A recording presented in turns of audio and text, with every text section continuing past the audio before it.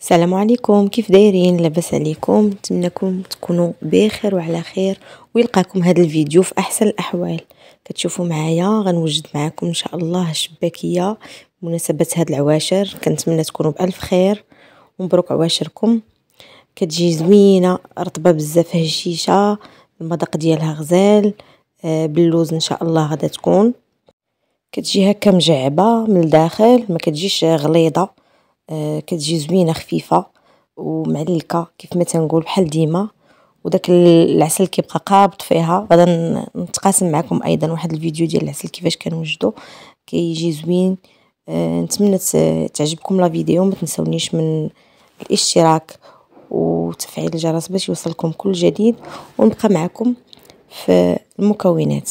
ان شاء الله غادي يكون هنايا 4 كاس ديال الخل، عندي كاس لاروب ديال الزبده اللي ذوبتها في ميكرو اوند، عندي كذلك كاس ديال الزيت، وعندي نص كاس ديال الزهر غادا ندوب فيه واحد الضويمه ديال الزعفران، وغادا ندير شي شعيرات ديال الزعفران. ايضا غادا نحتاج معلقه ديال القرفه تكون كبيره. بطبيعه الحال هاد المكونات كاملين غادي يكونوا مغربلين. عندي كذلك معلقه كبيره ديال النافع ما يكونش محمر، وعندي دقيق شويه ديال المسكه غادا ندقها مع الملحه، مسكه حره. وعندي كاس ديال اللوز تخليوه هكاك بالقشور ديالو بكلشي ليه يكون ما طايبش، وعندي كاس ديال الزنجلان حتى هو يكون ما طايبش، وغنطحنوهم مزيان حتى يتعلكوا. كذلك غادا نحتاج راس المعلقه، غير شويه ديال الخميره ديال الخبز والخميره ديال الحلويات، غير راس المعلقه ما نفوتوهش، والروح ديال الزهر. غادا نستعمل كيلو ديال الدقيق هو باش غادا نعجن هاد المكونات. اول حاجه غنبدا بها، غادا نبدا كنضيف النواشف ديالي. هنايا ضفت الملحه مع المسكه حره، غادا نضيف النافع، الخميره، خميره الخبز، خميره الحلويات. غادا نضيف كذلك القرفه والزنجلان واللوز، وغادا نبقى كنحربل هذاك الزنجلان مع اللوز، نحاول نلبس داك اللوز الدقيق كامل يتلبس مع داك اللوز وداك الزنجلان، يتخلطوا مزيان هكا، ما يبقاوش باينين. كلشي هكا نخلطهم في الاول كاملين مزيان. عاد كنبدا كنضيف السوائل اللي عندي. غادا نضيف داك الزعفران اللي درته مع الضويمه ونص كاس ديال الماء زهر. غادا نضيف كذلك الزبده، غادا نضيف الزيت، وفي الاخير غادا نضيف الخل. وغتبقى لي اخر حاجه هي الماء ما غاديش ندير القياس غيكون كتير، تقريبا غير واحد كاس ونص حتى لجوج كيسان، ما غاديش يكون كتر، حينتاش العجينه ديال الشباكيه خاصها تبقى قاصحه باش هكا ما كطيحش ليكم، كيبقى الشكل ديالها باين.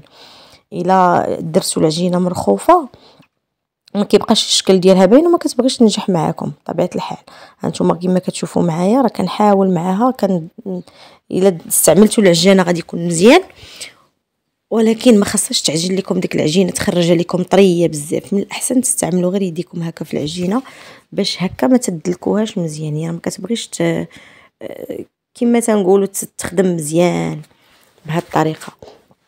بحال الشكل ديال الصابلي كيجي هشيش وخفيف وزوين، وفي نفس الوقت احنا ما تندلكوش بزاف.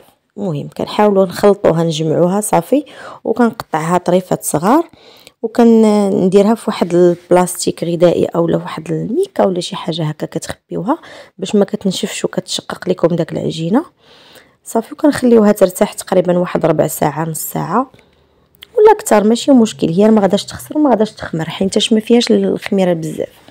صافي نخليوها ترتاح. من بعد ما كترتاح كناخذ هذوك الطريفات ديال العجينه الصغار اللي قاديتهم، ولا دوك الكويرات ديال العجينه الصغار، وكنشدهم وكنبقى كنسرح فيهم هكا، كنبسطهم بالدلاك حتى كنحصل على واحد الشكل دائري ولا طولي ولا اللي بغيتو. المهم كنحاولوا حنايا نطويوها. كنكمل الكويرات اللي عندي كاملين بنفس الشكل، كنطويهم كاملين وكنعاود نردهم الميكا يرتاحوا، وحتى كنسالي عاد كنبدا بديك الاولى اللي قاديتها. كنحاول نسرحها على شكل طولي. الا كنتو غتستعملوا الماكينه راه مزيان، انا هنا بغيت غير نوضح لكم الطريقه كيفاش، ولكن راني استعملت الماكينه باش دغيا كتسهل عليكم الخدمه. الصراحه كتعاونكم بزاف.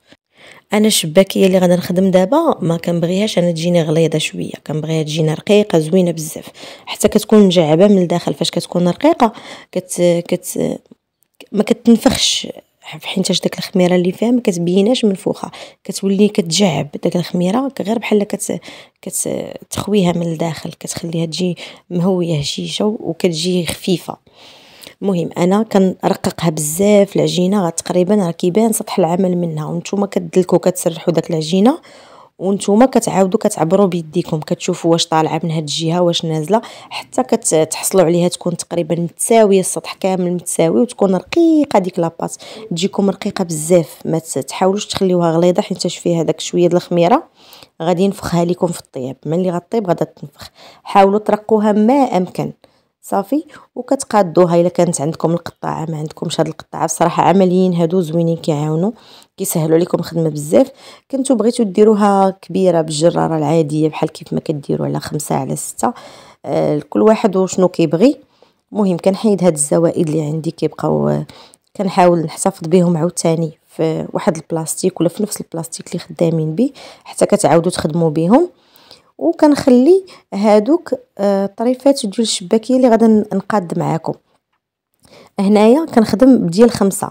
شنو كندير الطبقه التحتانيه غادي يكونوا فيها 3 الاشرطه، ما غاديش يكونوا 2. كناخذ الجهه اللي من جهتي هي اللي كنطويها فوق الجهه الاخرى، كيبقاو عندي لتحت 2 والفوق 3. كناخذ هذاك الثالث اللي كيبقى بعيد عليا وكنقرب ونرجعو لعندي لجهتي، وكنلاقي دوك الودينات ديالو من الفوق. ها نتوما كتشوفوا كنلاقي من الفوق وكنخشي صبعي في ديك الحفيره اللي كتبقى، وهي اللي كنقلب بها، كنقلب صافي وكنحلها وكنسد دوك الودينات اللي كيبقاو من الجناب. كتجي على هذا الشكل، راه ساهله بسيطه ما فيهاش شي حاجه. نعاود معكم وحده اخرى باش تشوفوا كيفاش كتكون الطريقه ديالها في اليد.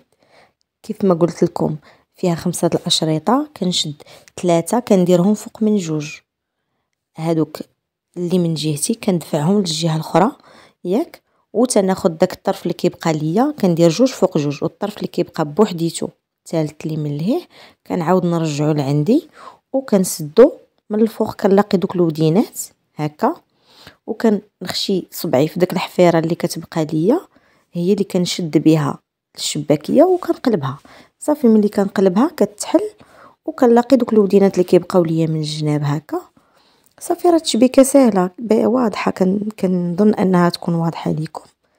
وكتحطوا دوك الشباكيات اللي خدمتو في شي لاطه في طبله، انا خدليتهم فوق الطبله، كتخليهم حتى كينشفوا على خاطرهم، عاد كطيبوهم حيت شي لما نشفوش كيتخسر الشكل ديالهم فاش كيبغيو يتقلاو، وحتى في الهزه فاش كتبغيو تهزوهم هكا يقدروا يعوجوا لكم. هذا من الاحسن كتخليهم حتى كينشفوا كيبسوا مزيان باش هكا تيجيوكم ساهلين في القلي.